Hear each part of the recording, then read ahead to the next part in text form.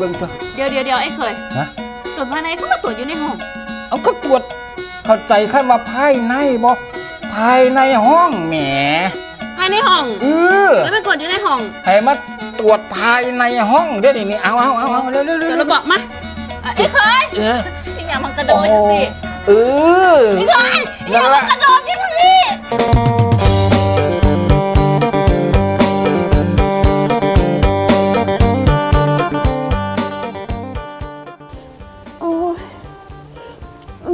โอ้ยนั่นแหละโอ้ยเท้านั่นแหละโอ้ยแมนเท้าโอ้ยยับอีกเท้ายับอีกยับอีกโอ้ยจะเป็นคือเนาะโอ้ยโอ้ยไม่แห้งเลยคักปัญญังเนาะขันเวลาถือได้บีบเนี่ยนะสักไปเฮ็ดหยังมากนะเจ้าก็ได้โอ้คือปวดนะบีบแอลเนี่ยว่าเป็นเอาใส่รถใส่ผัวนั่นใส่ปลาลูกสบายคนกับเจ้ายันนี่ไอ้หลีได้เนาะฮะคนกับเจ้ายันนี่ไอ้หลีเก๋โอ้ยคนกันเอามาจังก็ใส่ข่อยมาก็ลงเรือข่อยไปยังที่ไปใส่หน้าน้องละอยู่วะฮะไปได้โม่บ่เนี่ยโม่อยู่บ่เท่ามันนอนเล่นอยู่ในห้องของปากบ่ท่านออกฮะต้มไปอ่ะต้มแล้วอีนี่เตี้ยนี่แขวอยู่ป่ะแล้วนี่ก็เลี้ยงลูกอยู่ละมาคือห่างเราข่อยผูเนาะเกี่ยวยังกันเราก็นี่แขวผูโอ้ยห่างเอ้ยข่อยมาฝากสาวไข่ด้วยน่ะจากแล้วเกิดซิมมังกรนะแซ่บโอ้ยกับพานผู้ตรวจการก้อนแม่ลูกว่ามันอยู่ไข่กว่าสาวไข่แล้วเห็นมันนอนอยู่ในห้องเนี่ยหรอมันเจ้ามันตื่นเกือบบ่มาแล้วลูกขึ้นมาเห็นกันผาไอ้สินตุ่มเอิกนอนอยู่จะใส่ผ้าบ่ใส่ผ้าอย่างนั้นผ้าตุ่มเอิก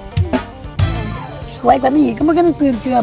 บ่แล้วอีนางเนี่ยมาจักว่าเจ้าของเป็นสาวคนใดบ่ไม่เห็นคือเด็กหน่อยเนี่ยอันใหญ่เป็นสาวบ่แห้งเหรอนอนกับโอ้ยตีนสินกับบ่เอาจักกางเกงนอนกางเกงในบ่ใส่นอนคือเด็กหน่อยนี่ล่ะบ่อันนี้จักเทียบ่หูจักเป็นสาวจักเทียจังไหนโอ้ยอย่าเป็นปอดดิสมัยโบราณอายุ14-15ผู้หญิงยังบ่ฮู้จักหยังเด้อันนี้ก็สิประมาณนั้นล่ะคือเบิ่งทรงยิ้มอ้ายข่อยเป็นพ่อดิผ้าห่มของน้องเขา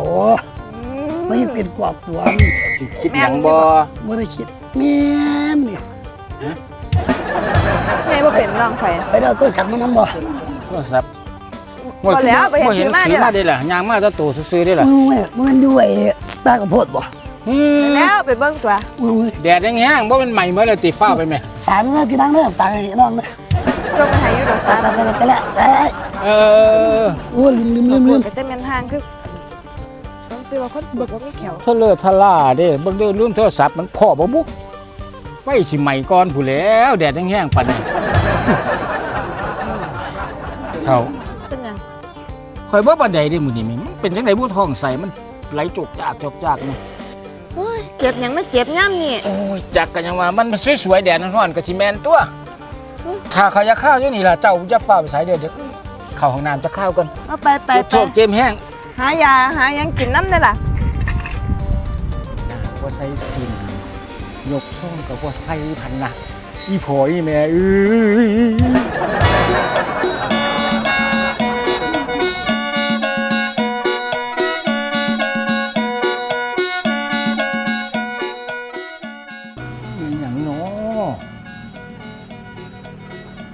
โอ้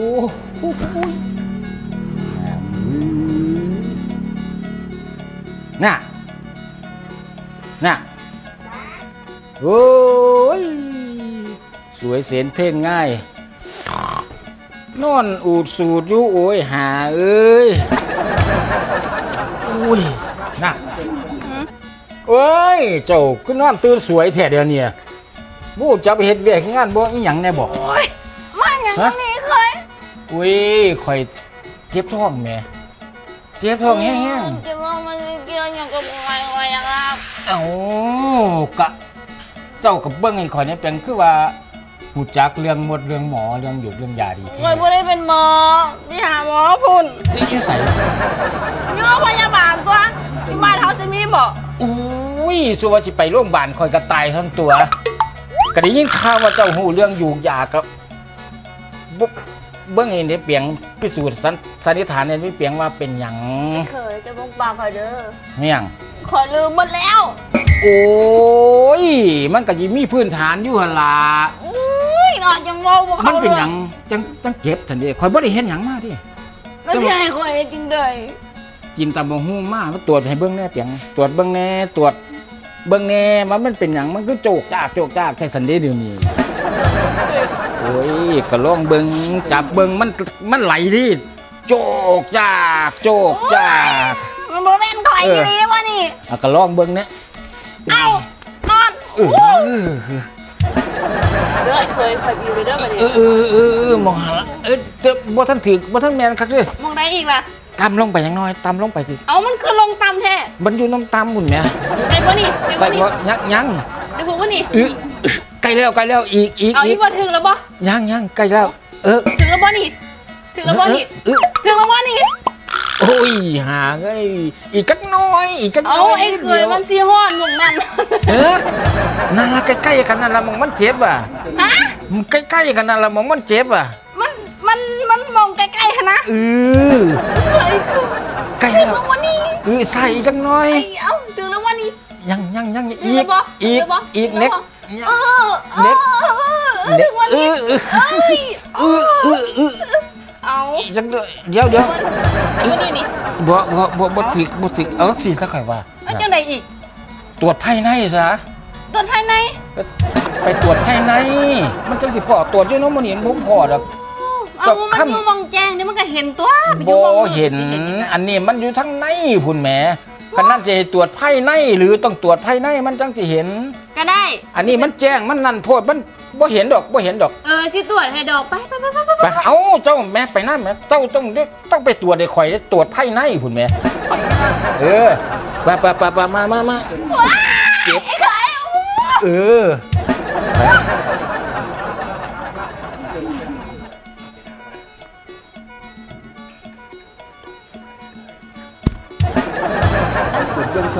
เดี๋ยวไอ้เคย ฮะ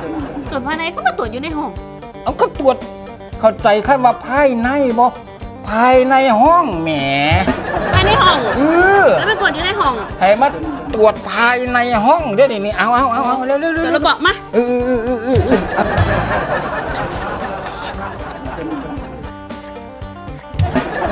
เคยบอกไหนนี่ ทอกแล้วจกลงไปด้วย นี่บอก โอ้นี่บอก ยัง นี่บอก ยังตำลงไปอีกจังหน่อย อันนี้บอก ตำลงไปอีก เอาไอ้เคยมันซีฮอนวงหน้าละเนี่ยนี่ มันอยู่ใกล้กันนั่นละกดที่ละกดกันก เอา ด กดได้นี่เอาอึ๊บไอ้เคยพี่ยามันกระโดดจังสิไอ้เคยพี่ยามันกระโดดจังสิ นั่นละมันเจ็บไอ้เคยมันกระโดดแบบนี้แหม่เอาไอ้เคยเจ้าซื้อให้เคยยึดจังไงบันนี่ ก็เห็นสัตว์ละยอกคอมันออกเนี่ยมันก็ลุดออก สิ บัก หมา ข่าวมึงเคยมึงปวดท้องมึงเขาไม่เห็นอย่างนี้นี่ เอ้าเจ็บท้องแม่ก็เลยมาพอดีให้หน้าตรวจภายในให้ ตรวจภายใน จ้า มาตรวจภายในอีหยังเกิดจังสิ เอาท้องนี่ในภายในนี่ เอากันเองเด้อแบบเดียว มึงตรวจภายในละตี เจ็บท้องแล้วเห็นหน้าพอดีพ่อหน้าแล้วเห็นเราตรวจภายในให้ ตรวจภายในบ่ จ้า มึงตรวจภายในยังเสียติ จ้า ตรวจภายในมึงเลยตายบ่